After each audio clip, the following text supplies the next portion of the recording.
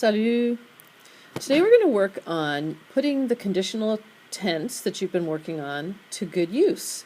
And one of the ways that you use the conditional, le conditionnel, is with the imparfait to make what are called si clauses. And they're called si clauses because they use the word si, which means if.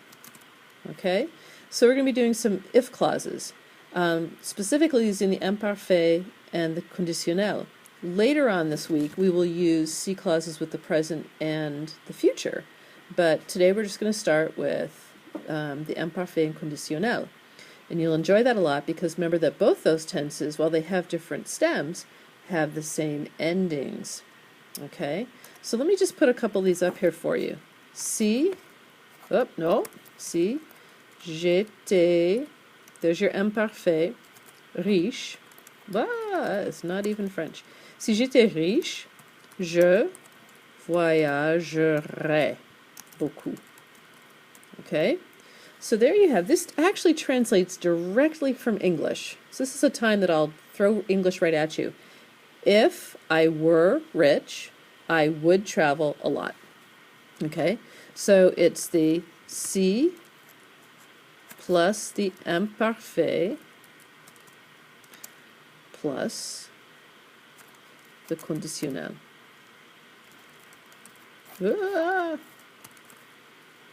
Okay, so anytime you have si plus an imperfect, you have to follow the next part of the sentence has to be in the conditional. Let's give you some more examples. Si j'avais un chien, je le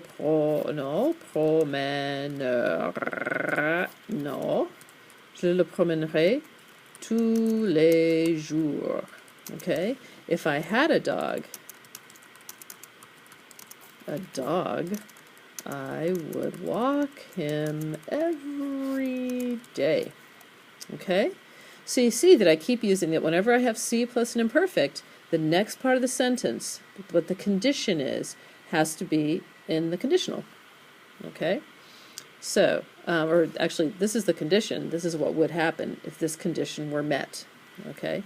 So, si Marc avait faim,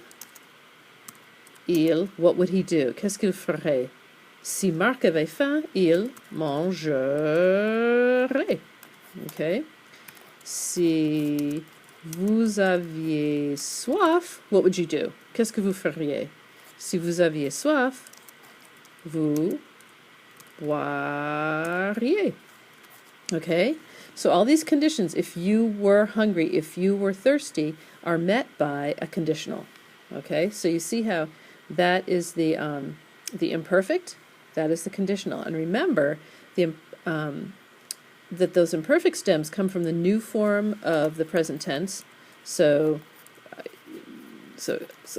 okay. So nous avons. All right. I take off the ONS and and there's my stem for the imparfait. So I can say j'avais. Okay. All right. And remember that the conditional, those stems are they're just the infinitives or those irregular ones. And let's just take a quick reminder of what those irregular ones are. What's aller? Think really quickly. What's the stem for the conditional for aller? That's right. It's that one. What about avoir? Yeah, I hear you talking. Je vous entends.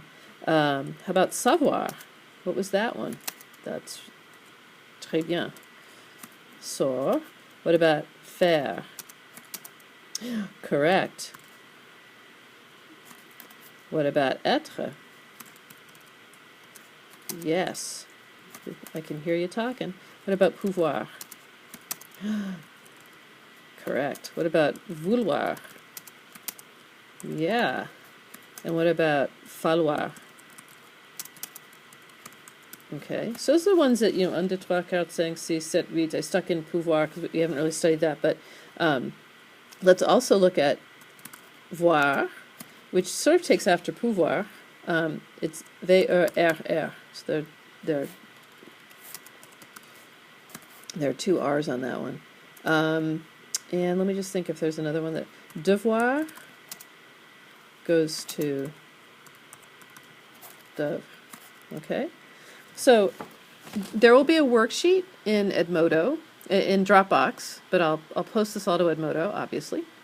And you can just work at putting together the imparfait with the conditionnel to make the C clauses, all right? So the big thing is that whenever you have, I'll go back to this again, when you have a C clause that starts C Marc or C anybody, and you have an imparfait there, the thing that meets that condition has to be in the conditional. So get that in your head, imparfait, conditionnel. And it's the two tenses you know that have those similar endings, right? Imparfait and conditionnel have the same endings, all right? Okay, très bien. Bonne chance.